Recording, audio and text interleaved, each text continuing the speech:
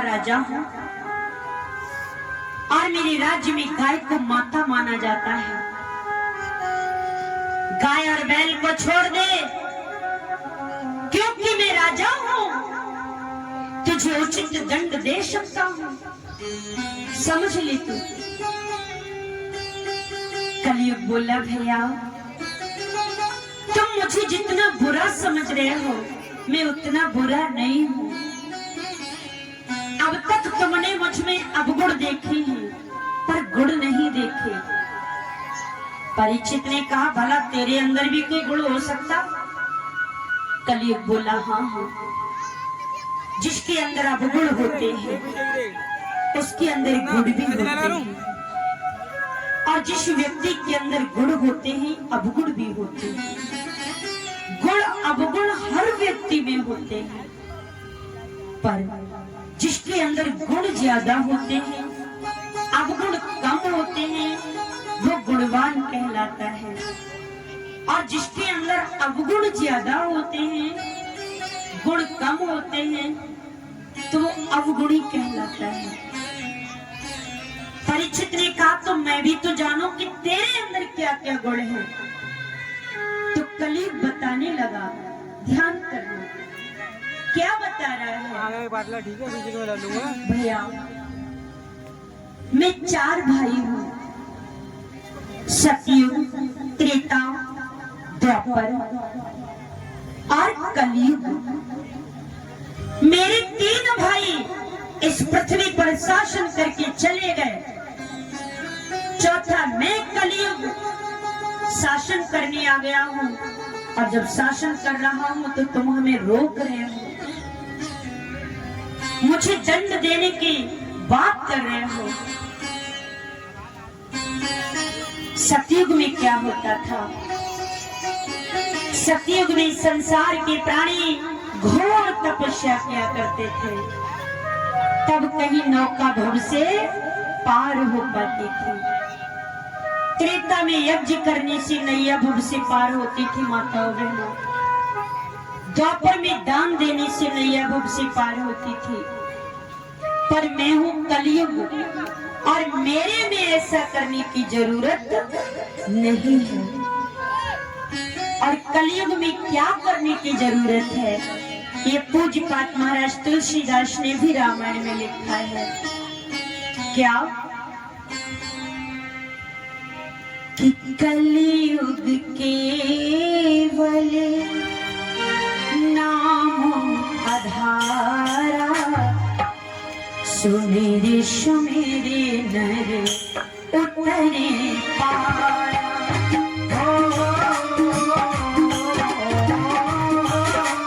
कलयुग केवल नाम आधारा, कलयुग केवल नाम आधारा, सुमेरे सुमेरे नर उतरे पारा,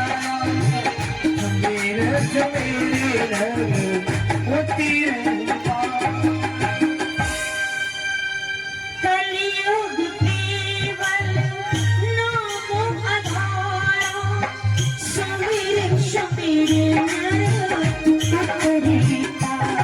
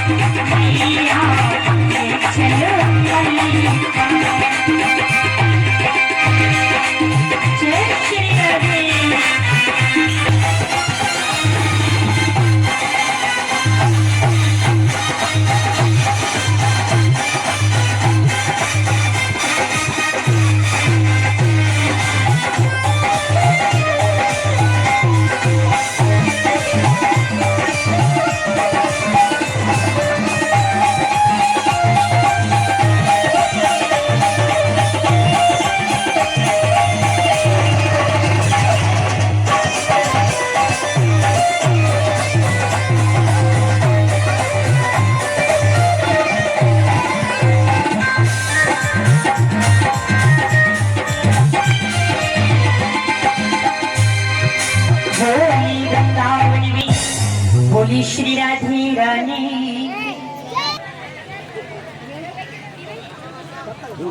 कर दी। ओहो, और जिस वृक्ष के नीचे बाबा बिराजे, कलयुग बोला कि मेरे में सिर्फ परमात्मा का सुमिरन करने से ही नैया भव से पार हो जाती है। सतयुग में यज्ञ करना पड़ता था, त्रेता में यज्ञ करना पड़ता था, द्वापर में दान देना पड़ता था, परंतु ये है कलयुग, और कलयुग में ऐसा करने की आवश्यकता नहीं है। कलयुग में सिर्फ परमात्मा का सुमिरन करने से ही नैया भव से पार हो जाती है। कलयुग केवल हरि गुण गाहा, गावत नर पावे भवोत्थाह। महाराज तुलसीदास ने तो बहुत सुंदर लिखा है कि कलयुग में परमात्मा का सुमिरन करने से नैया भव से पार हो जाती है। परंतु आज के समय में परीक्षित जी, काऊ के पास समय है भगवान को भजन करने को? माताओं बहनों, आज लोगों का जो जीवन है बड़ा व्यस्त हो गया है।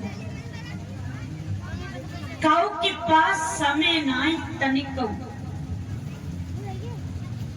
पहले जमाने में जब रिश्तेदारी में जाया जाता था, बड़े बूढ़े दादा जानते होंगे, मैंने तो सुना है कि बैलगाड़ी से जाया जाता था और एक दिन जाने में लगता था, बाप रे, एक दिन आने में लगता था और 3 दिन रुका जाता था। पहले जो बारात जाती थी वो भी 3-3 दिन रुकी रहती थी, पर अब अरे भैया, फटफटिया से गए रिश्तेदारी में, 5 मिनट रुके, भैया चाय मत पिलाओ, पानी पिला दो, टाइम ना है। हर व्यक्ति के मुंह से यही निकलेगा, टाइम ना है भैया, हमें जल्दी जाना है भैया। अब लोगों के पास समय की बहुत कमी हो गई है, परंतु ईश्वर ने हमें 24 घंटे दिए हैं, सुंदर जीवन दिया है। किस लिए?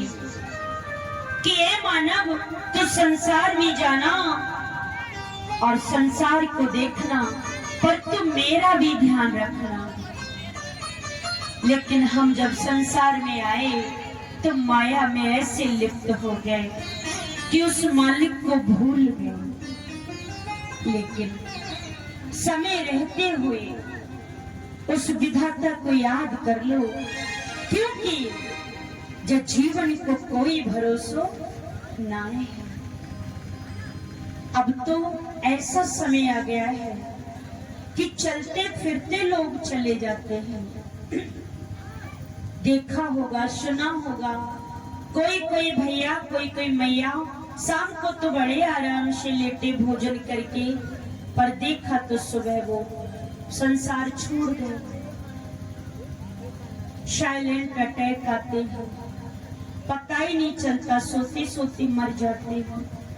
तो भैया, जब जीवन को कोई भरोसा ना है, या से श्वास श्वास पे हरि भजो, वृथा श्वास मत खो, ना जाने से श्वास को आवन होए न होए। जब श्वास को कोई भरोसा नहीं, हम लोग विचार करते हैं चलो 1 हफ्ते बाद ये काम कर लेंगे,